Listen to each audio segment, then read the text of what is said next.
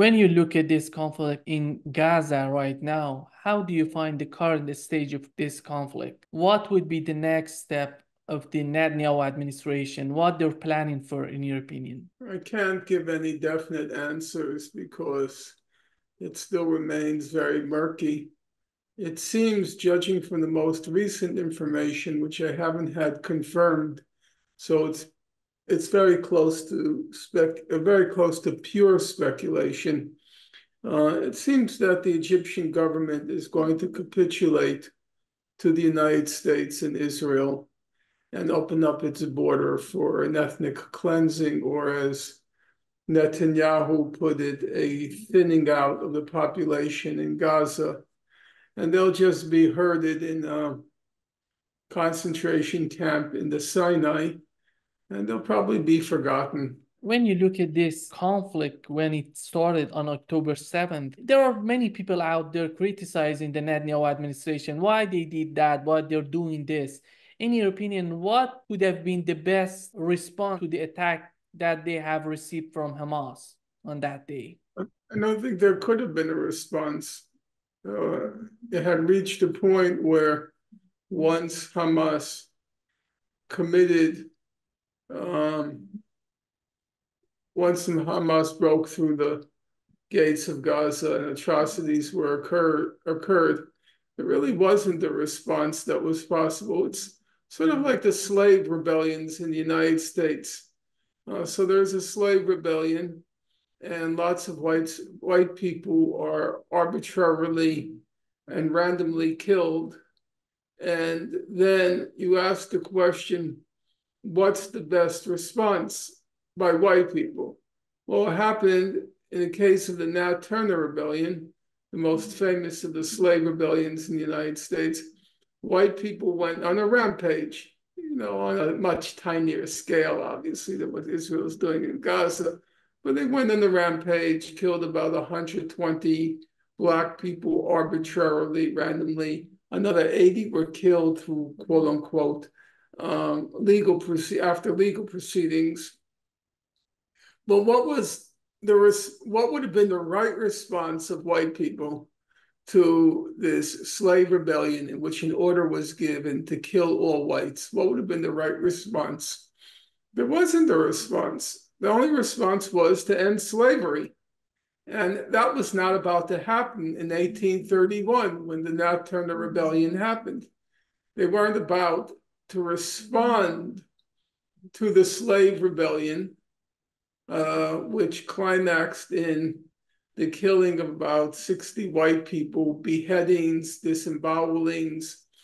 They weren't about to respond by ending slavery. That wasn't on the historical agenda at that moment. So there isn't a response. I think that's one of the frustrating aspects. People say, what should Israel have done? Well, what Israel should have done was it should not have reached the point that it did in October 7th. There should have been a settlement of the conflict, which was, relatively speaking, not a complicated conflict to resolve. There were some areas which I'll agree they're kind of nebulous, like the Haram al-Sharif, the Western Wall, the Wailing Wall, all of those symbolic places. Yeah, it might have required some cleverness to resolve those issues. But aside from that, it was pretty straightforward how to resolve it. Israel could have resolved it. Then there would have been a Palestinian state about a half century ago, incidentally, because the possibilities already existed in the early 1970s or mid 1970s. So that's a solid 50 years ago. There were possibilities to resolve the conflict. So it should never have reached the point of October 7th. So people say, well, Israel had to do something. Yeah, at some level it had to do something. I'm not going to deny that. But what was it supposed to do? Speaking, as I said candidly, at that point it was too late.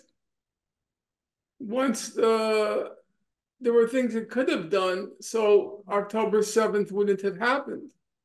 But once it happened, I can't really answer questions like what Israel should have done. I don't have an answer to that question. It should When you never look happen at to that point. And it's Israel bears the culpability for having refused to settle the conflict on the basis of international law and then creating a concentration camp for the people of Gaza.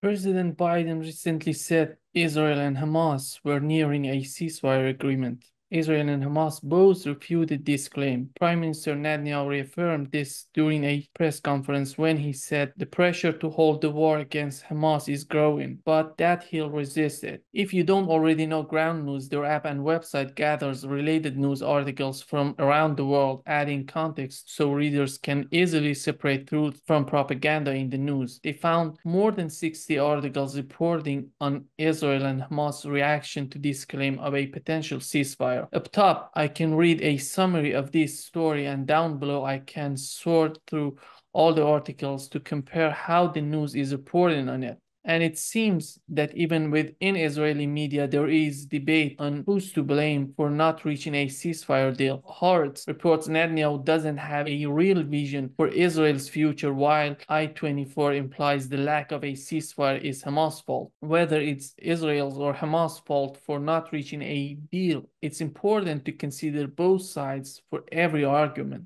And this is why I follow the war on Ground News and support their goal of presenting all sides of every story and encouraging the civil debate. Go to ground.news/dialogue works to try it out. Plans start under $1 per month, but my link gets you 30% off their unlimited access Vantage plan. And when they started this conflict, they said that we're gonna put an end to Hamas. How successful was this operation, in your opinion, in Gaza? Well, first of all, there's no conflict. There is a conflict, but it's not the main conflict between Hamas and Israel. The concentration camp that's called Gaza was a concentration camp long before Hamas took power in 2006. Already in 2004, that's before the parliamentary elections, before the so-called Hamas coup in 2007, already in 2004, Giora Eiland, who was then the head of Israel's National Security Council, he called Gaza, quote, a huge concentration camp. So the problem in Gaza is not Hamas. The problem in Gaza is the people of Gaza en masse refuse to be pacified. You go back to the early 1950s, after about 300,000 Israeli, well, they weren't Israeli, 300,000 Palestinians who reside in the area that was called that came to be called Israel, they were expelled and they went to Gaza. Or they were expelled into Gaza. And since that time, Gaza has been a turbulent place. It's been subjected periodically to Israeli massacres. In 1956, when Israel occupied Gaza during the tripartite invasion of Egypt, the French-British-Israeli invasion of Egypt, Israel occupied Gaza, lined up and shot down hundreds of Gazans. In 1970, after it occupied Gaza, Israel, under Defense Minister Sharon, created and caused atrocities in Gaza. The first Intifada began in Gaza around Jabalia refugee camp.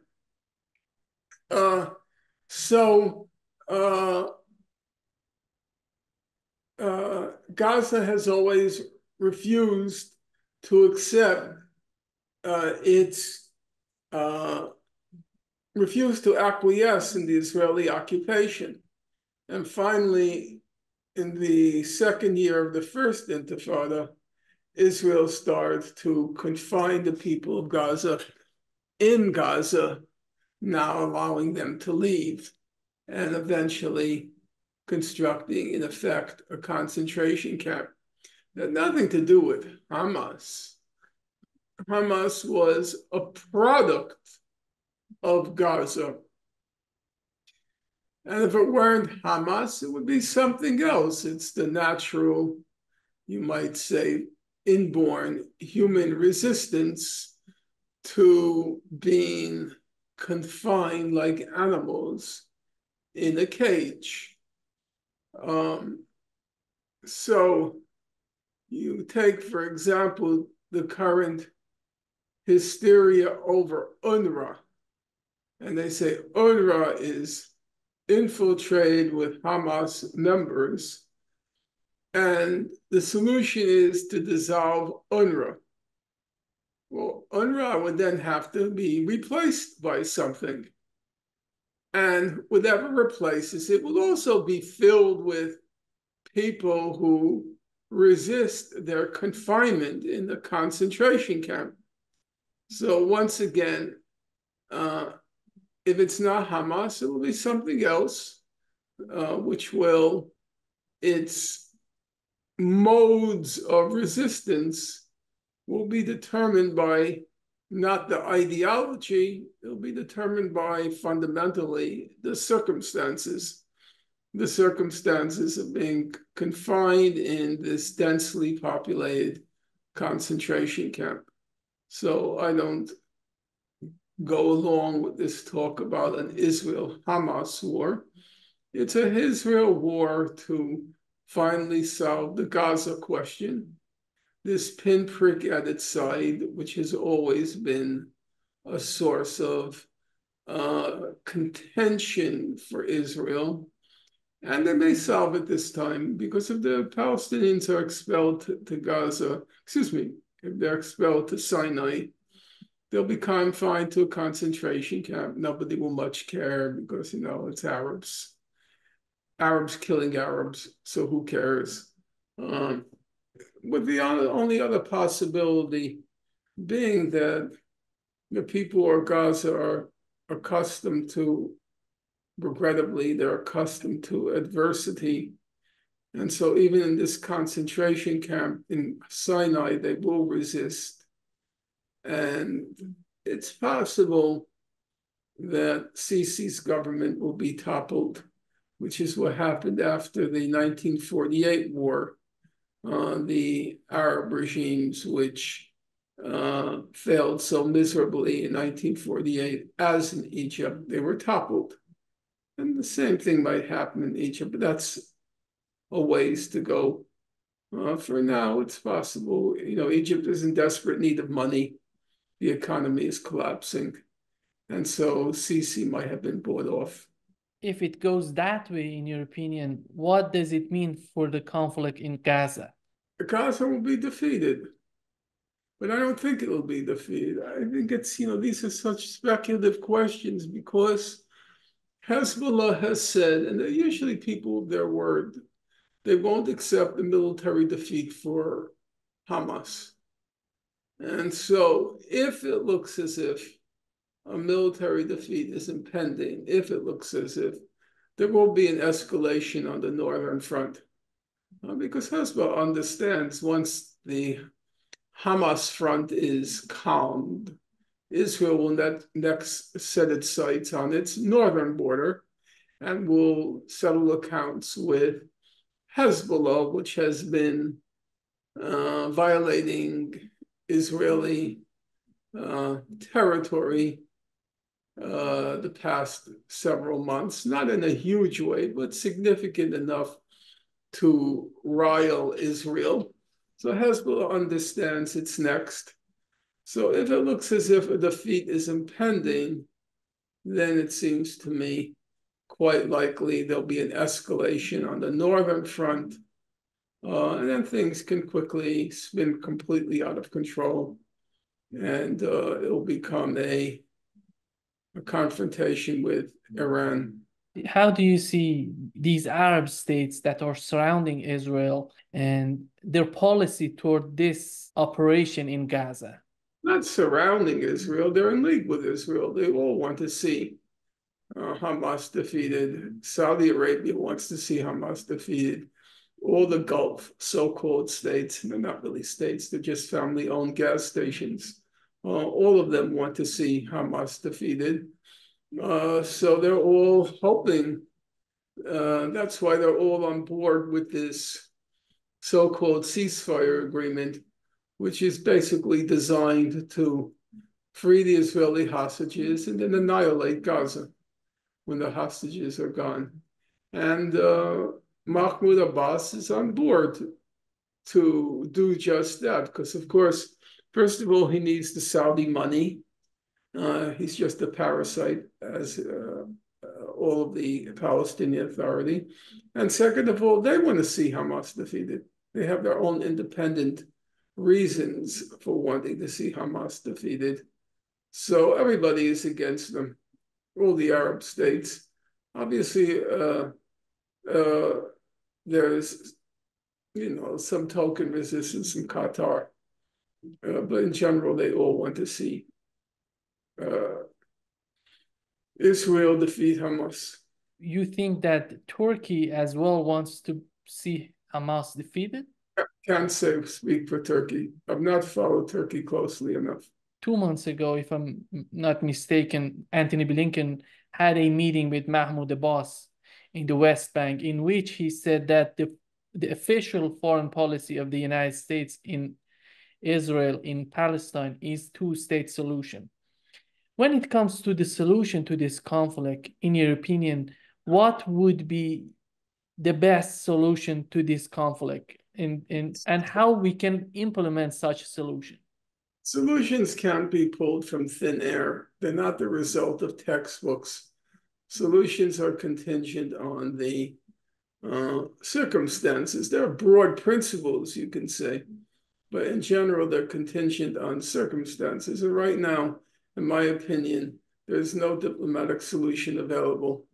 Both sides, Israel is determined that it will walk away with a military victory and remind the Arab states of who's in charge in that region of the world.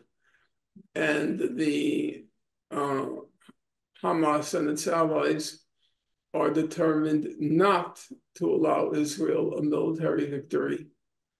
So in my opinion, at this point in time, it's pointless to talk about diplomatic solutions, because the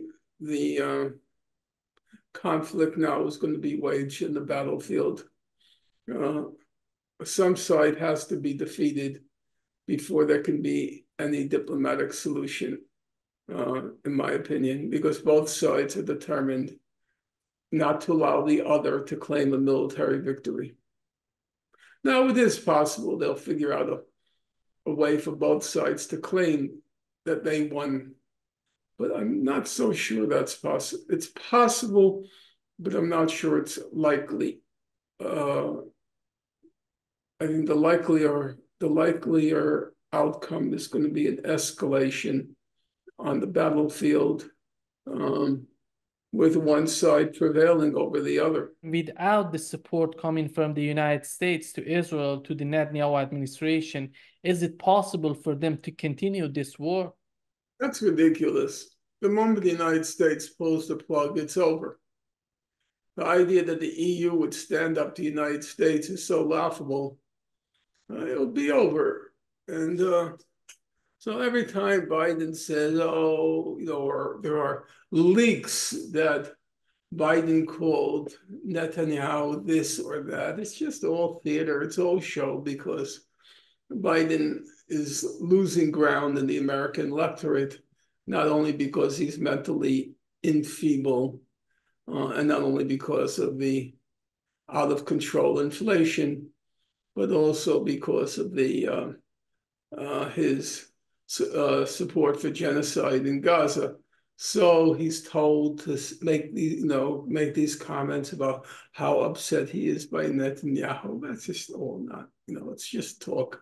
They're not upset. They want to see Hamas defeated also, because they want to see the alliance between the U.S. and Saudi Arabia, and they want to see Hezbollah and Iran defeated or suffer indirectly a defeat. So they all support what Israel is doing. They don't We care know about they don't care about civilian casualties or genocide. That's not their concern. we know that recently Saudi Arabia declared that they're not going to normalize their relationship with Israel until there is a state called Palestine. Do you think that's part of this show? They have to say that. They're doing nothing. Look, all this talk about UNRWA. UNRWA is the funding. The funding comes to now about $450 million. That's about the money that the Saudi kings and crown princes and whatever, that's about the amount of money they spend on liquor bills and prostitutes each weekend. It's like 0.000006, something like that, of their oil revenues each year. They wanted to fund UNRWA. It's nothing to them. It's not even a blip on the screen. So this talk about we're not going to recognize is just nonsense.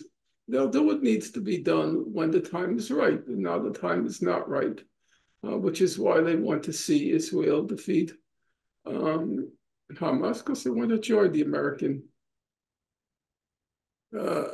camp openly, because they're afraid. They're afraid because they know that they're completely incompetent, and without the support of the United States, military support of the U.S. and Israel, that their regimes would topple in the face of any military challenge to them. When it comes to the foreign policy of the United States, always they're talking about that the foreign policy is a result of the local policy, of the internal policy in the United States. Right now, we know that this policy in Gaza is hitting Biden so much in 2024. Why he's not taking this into consideration, in your opinion? I think that's an interesting question, and I can't quite figure it out. It's possible that the Jewish billionaire class, which gives a lot of money to the Democratic Party, he wants to hold on to their donations.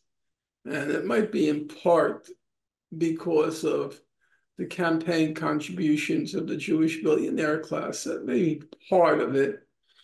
But I'm never afraid to admit when I'm wrong. I was certain that by the new year, the U.S. would tell Israel, time's up, because we have an election in November and we don't want this to undermine our election campaign. And the U.S. didn't do that. Biden didn't do that. And I can't quite figure out why. Obviously, there are strategic interests. They want to see Hamas defeated, because that means defeating a defeat inflicted on Hezbollah and a defeat inflicted on Iran, what's called the axis of resistance. So that's a motive. And there is the Jewish billionaire class, which gives a lot of money to the Democratic Party. But I was still certain that they wouldn't risk a significant loss in votes in October. But I was wrong. You said that Europeans are not that capable of confronting the U.S. policy in Gaza. No possibility. Once Biden says no, believe me, the Germans will quickly fall into line. Why we're not seeing a strong Europe, a powerhouse in Europe? What's the problem with Europe, in your opinion? I think there are assorted reasons. One, they don't defy the United States. Two, they have their own quote-unquote Muslim problems. So they instinctively identify with Israel. There's no love lost between Europeans and Arabs, or Europeans and Muslims. And alongside that, it's there is the Holocaust aspect to it, but at this point, that's become kind of an alibi. Uh, they claim that they have to defer to Israel because of the European record during the Nazi Holocaust. I don't really believe that anymore. There was a time where that had an emotional resonance. I don't believe that's true anymore. I think it's a feeling of identity of interest with Israel.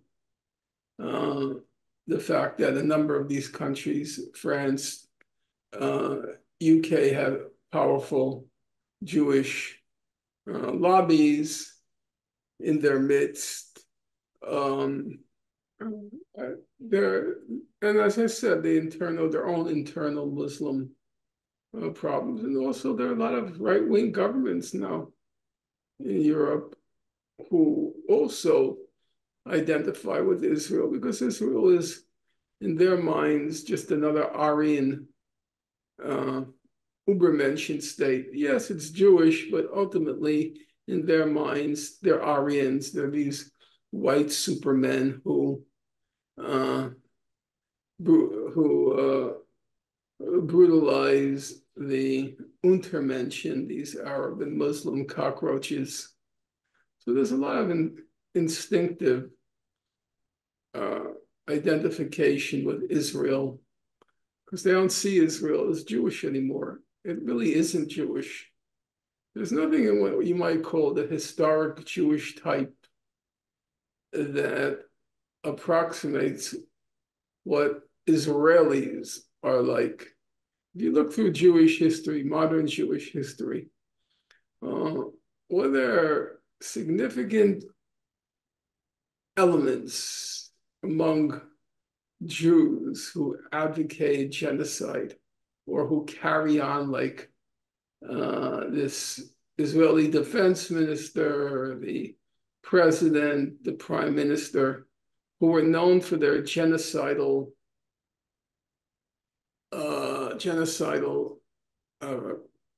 predilections, or a whole state that's carrying out genocide.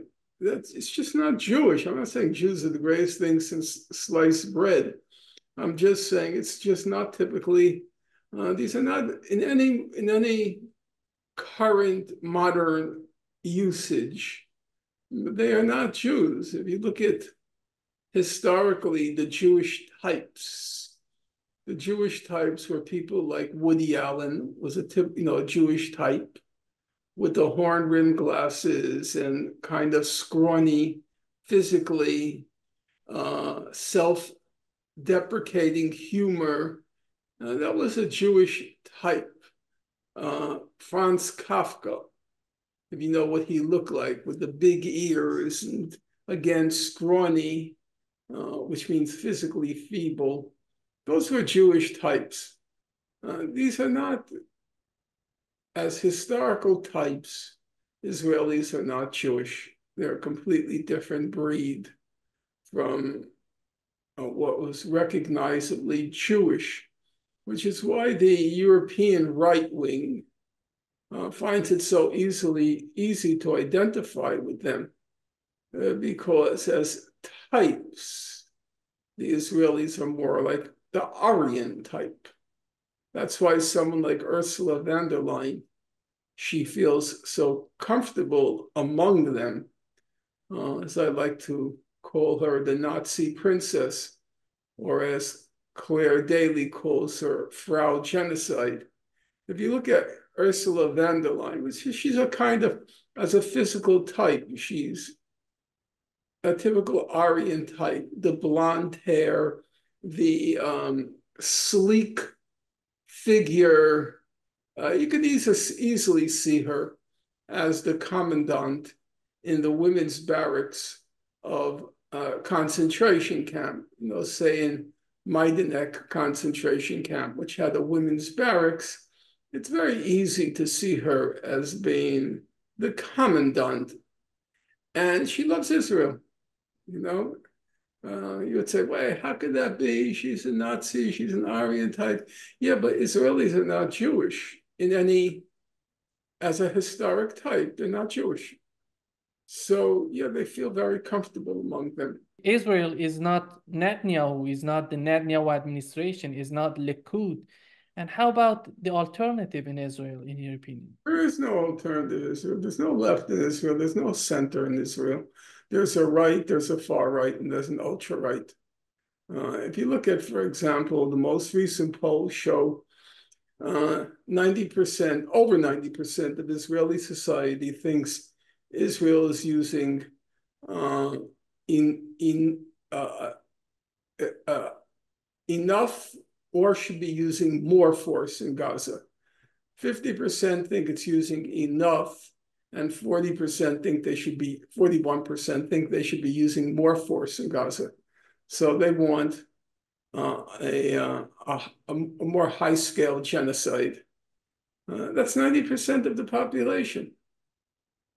And who's carrying out the genocide? It's not as if this is an army which is detached or apart from Israeli society.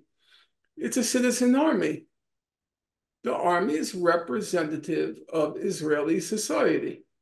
So when you see all those postings on TikTok, when you see the neighborhoods flattened, when you see the indiscriminate bombing of refugee camps, the dropping of 2-ton bombs on refugee camps, it's not like, oh, these are soldiers who are separate from Israeli society and have been trained to carry out this way. No, it's a cross-section of Israeli society. How many people have refused to serve in the genocidal army? As of now, I think the number is 1. And he was in jail for, I think, 30 days. 1 person refused to belong to a genocidal army. So it's Israeli society. So when you talk about the left or even the center, it doesn't exist in Israeli society. It's a right wing, far right, and an ultra right. Don't you think that it's the very result of this administration, what's going No, on right now? no, it's a symbiotic relationship. Netanyahu shaped Israeli society, but Israeli society shaped Netanyahu. They love Net. Why is he the longest office holding prime minister in Israeli history? Because he is a mirror image of Israelis, an arrogant, Aryan, Ubermensch who has complete contempt and loathing for Arabs, who would just as well see them all dead as alive. That's Israeli society. He is a paradigmatic Israeli. When Israelis look at Netanyahu, they see themselves. And that's why he keeps getting reelected. When it comes to the US foreign policy in Israel, why we couldn't have a president from the right, from the left, from Republican Democrats? They were not helping the left in Israel. Why they didn't try to do that? There was never a left in Israel. It's bigger than it is now. But if you talk about a left genuinely committed to resolving the conflict with the Palestinians on the basis of reasonable principles embodied in international law, there was never a left in Israel. There are a lot of the Israelis are in these enclaves in places like Tel Aviv. They're liberal in the sense of they're liberal on social issues. They try to pretend to be enlightened, the rule of law. But if you take a typical figure like Aharon Barak, the former head of the Israeli Supreme Court, who sat on the ICJ during the genocide proceedings. When you look at Aharon Barak, who was a liberal, gay rights, gay marriage, rule of law, he was a typical liberal. But when you looked at what he had to say about the Palestinians, he was absolutely awful. He just did anything the Israeli security state told him to do, with only the barest, the most minimum reservations. So the Israeli liberals, they on the so far as it bore on the Palestinians, they were just terrible. When you talk about Palestinians, in your opinion, who's the representative of these people in the West Bank, in Gaza? Do they have any official representative, and why is that way? I'm not in a position to answer that question. I don't know internal Palestinian politics well enough to be able to say who is representative of what. Clearly, the Palestinian Authority represents nobody except themselves and Israel and the United States, which is why themselves, Israel and the United States, want to keep them in power. They don't represent anyone they represent Palestinians in the West Bank only to the extent that about 25% of Palestinians in the West Bank are dependent on the Palestinian Authority for their paychecks. That's the usual estimate. So when you look at opinion polls, until very recently, and look at opinion polls, when you look how much support does Abbas have, it used to be almost all the time, sometimes between 24 and 26%. And you knew that every single person who approved Barak was on the PA, approved Abbas was on the PA payroll. Now it's about 90% disapprove of him because everybody is sick of this preposterous corpse who's just doesn't want to, maybe Israelis keep him secretly on life supports because he just doesn't want to seem to die. But in general, they don't represent anybody except in a sense of a reliable job. As for Hamas, very hard to say what's going to come because obviously the destruction has been ghastly. And if Hamas has nothing to show for it at the end, it will be blamed. And its support could plummet significantly. I don't know. It seems that the Biden administration is doing nothing to stop the Netanyahu administration doing these attacks and operations in Gaza. At the same time, we have another conflict that is a consequence of this conflict in Gaza in the Red Sea, United States together with the United Kingdom fighting these Houthis. How long can United States sustain these kind of conflicts in that region and support Israel? Not about, in my opinion, it's not about Israel. The U.S. has very clear strategic interests in seeing that a Saudi Gulf alliance with Israel and the United States prevail over what's called the axis of resistance. So it's not just supporting Israel. Israel serves a critical U.S. interest in the region. How long can they go on? I don't know, but I think personally, I think it's going to get worse before it gets better because there is a kind of zero-sum game here. Nasrallah said we will not accept a Hamas defeat. And the Israelis say we're going to go all the way to win on the battlefield. And as I said, sometimes you can mask it so both sides can claim they won and both sides can claim the other side lost. But I'm not sure if it's going to be so easy to mask it this time. I think one side's going to have to win. The rhetoric coming out of the conflict in the Red Sea, they're talking about bombing Iran. Do you think this policy comes from the United States or comes from the Netanyahu administration? I know it comes from the United States. No, I don't think Lindsey Graham gives a flying fig about Israel. These are just facades. They see crucial U.S. interests at stake. And maybe there are crucial U.S. interests at stake. I don't. These things are just very hard to calculate. What do you mean by U.S. interests? And is it the interests of the American people, or is it the interests of the American, the national security state and elites? It's very hard to make any kinds of coherent arguments, but I don't believe they're doing it because of Israel. Israel might encourage them, but I think people are clear-headed enough to recognize the attack Iran, the whole thing is going to blow up in ways that nobody can predict. They may still do it.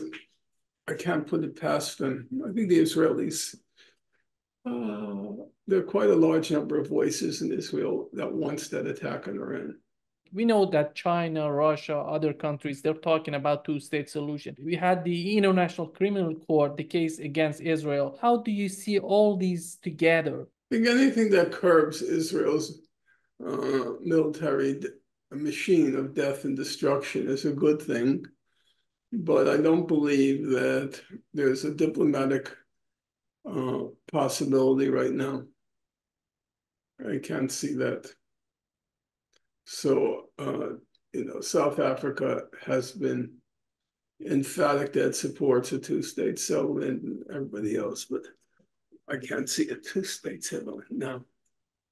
The way Israeli society is right now, I can't see that. It's not possible. But the decision of International Criminal Court, how did you find that? How successful was that, in your opinion? I think it was the outcome was as good as one could have hoped, which is to say, at a concrete level, it wasn't much, but at a symbolic level, it was quite significant. Israel has, to use the expression from a famous American novel, it now has to wear the scarlet letter, in this case, the scarlet letter of having committed or plausibly committed genocide. And it'll be very hard for Israel to efface that. So in my generation, Israel was widely acclaimed. I would say universally acclaimed, actually, as, quote, the most moral army in the world. And now Israel will be known as the genocidal army. And that's a significant shift in public perception, I think, and it may prove to be enduring. Israel has committed many massacres, not least in Gaza, has committed many massacres, but they didn't have an enduring impact. I think as a result of the ICJ hearings, it will have an enduring impact. Israel will henceforth be known as the country that committed a plausibly committed genocide. And the days of the most moral army in the world are over.